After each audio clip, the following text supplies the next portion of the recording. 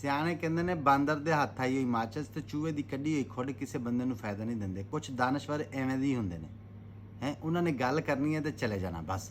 ਪਿੱਛੋਂ ਕਿੰਨਾ ਨੁਕਸਾਨ ਹੁੰਦਾ ਹੈ ਉਹਨਾਂ ਨੂੰ ਕੋਈ ਪਰਵਾਹ ਨਹੀਂ ਹੈਗੀ। ਸਾਡੇ ਸ਼ਹਿਰ ਦਾ ਵੀ ਇੱਕ ਦਾਨਸ਼ਵਰ ਹੈਗਾ ਜਿਹੜਾ ਕੁਛ ਅਰਸਾ ਪਹਿਲੇ ਗਰੀਬ ਦੀ ਸਮੋਸਿਆਂ ਵਾਲੀ ਰੇਹੜੀ ਦੇ ਪਿੱਛੇ ਪੈ ਕੇ ਹੁੰਦਾ ਸਮੋਸਿਆਂ ਵਾਲਾ ਕਾਰੋਬਾਰ ਬੰਦ ਕਰਵਾ ਦਿੱਤਾ ਕਿ ਵੀ ਇਹਦੇ ਵਿੱਚ ਗੰਦਾ ਤੇਲ ਪਾਉਂਦੇ ਨੇ, ਮਿਹਦੇ ਖਰਾਬ ਹੁੰਦੇ ਨੇ।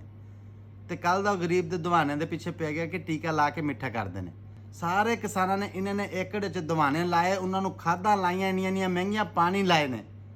ਕੱਲ ਦਾ ਤੂੰ ਡੁਗਡੁਗੀ ਵਜਾ ਕੇ ਇਹ ਗੱਲ ਕਰ ਗਿਆ ਕਿ ਗਰੀਬ ਦਵਾਨਿਆਂ ਨੂੰ ਟੀਕਾ ਲਾ ਕੇ ਮਿੱਠਾ ਕਰਦੇ ਨੇ। ਆਪ ਤਾਂ ਤੂੰ ਗੱਲ ਕਰਕੇ ਨਿਕਲ ਗਿਆ ਹੈ, ਪਿੱਛੇ ਨੁਕਸਾਨ ਤਾਂ ਗਰੀਬ ਦਾ ਹੋ ਗਿਆ ਨਾ।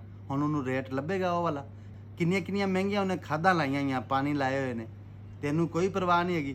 ਹਾਂ, ਤੇਰਾ ਕੰਮ ਹੈ ਗੱਲ ਕਰਨਾ, ਤੇਰਾ ਕੰਮ ਗੱਲ ਕਰਨਾ ਹੈ ਕਿੱਥੇ ਮੈਡੀਸਨ ਗਲਤ ਬਣ ਰਹੀ ਹੈ, ਕਿੱਥੇ ਮੈਡੀਸਨ ਤੇ ਕਮਿਸ਼ਨ ਕਮਾਇਆ ਜਾ ਰਿਹਾ ਹੈ, ਕਿੱਥੇ 2 ਨੰਬਰ ਬੋਤਲਾਂ ਲਾਉਂਦੇ ਨੇ, 2 ਨੰਬਰ ਟੀਕੇ ਲਾਉਂਦੇ ਨੇ। ਉਹ ਗੱਲ ਤਾਂ ਤੇਰੇ ਮੂੰਹ ਚੋਂ ਨਿਕਲਦੀ ਨਹੀਂ। ਉਹ ਗੱਲ ਕਰਨਾ ਜਿੰਦਾ ਫਾਇਦਾ ਹੋਵੇ ਆਵਾਮ ਨੂੰ ਤੇਰੇ ਮੂੰਹ ਚੋਂ। ਤੇਰੇ ਵਰਗਾ ਇੱਕ ਦਾਨਸ਼ਵਰ ਸਾਡੇ ਪਿੰਡ 'ਚ ਵੀ ਰਹਿੰਦਾ ਸੀ। ਇੱਕ ਬੰਦਾ ਖੱਜੀ ਤੇ ਚੜ ਗਿਆ, ਉਹਦੇ ਕੋਲ ਉਤਰਿਆ ਨਾ ਜਾਵੇ, ਤੇ ਸਾਰਿਆਂ ਨੇ ਇਕੱਠੇ ਹੋ ਕੇ ਫੈਸਲਾ ਕੀਤਾ ਉਹ ਦਾਨਸ਼ਵਰ ਨੂੰ ਬੁਲਾਓ। ਦਾਨਸ਼ਵਰ ਆ ਗਿਆ ਜੀ, ਉਹਨੇ ਰੱਸੀ ਪਕੜੀ ਤੇ ਐਵੇਂ ਸੁੱਟੀ ਉੱਤੇ, ਕਹਿੰਦਾ ਜੀ ਫੜ ਲੈ ਇਹਨੂੰ। ਉਹਨੇ ਫੜੀਏ ਤੇ ਐਵੇਂ ਰੱਸੀ ਥੱਲੇ ਖਿੱਚੀਏ ਤੇ ਬੰਦਾ ਥੱਲੇ ਡਿੱਗਿਆ ਤੇ ਉਹਦਾ ਮਣਕਾ ਟੁੱਟਿਆ ਤੇ ਮਰ ਗਿਆ। ਸਾਰਿਆਂ ਨੇ ਆਖਿਆ ਯਾਰ ਇਹ ਕੀ ਕੀਤਾ, ਤੂੰ ਤਾਂ ਬੰਦਾ ਮਾਰ ਦਿੱਤਾ। ਆਖੇ ਯਾਰ ਮੈਂ ਤਾਂ ਪਹਿਲੇ ਵੀ ਕਈ ਬੰਦੇ ਕੱਢੇ ਨੇ ਖੂਹ ਦੇ ਵਿੱਚੋਂ ਇਸ ਰੱਸੀ ਨਾਲ, ਉਹ ਤਾਂ ਨਹੀਂ ਮਰੇ।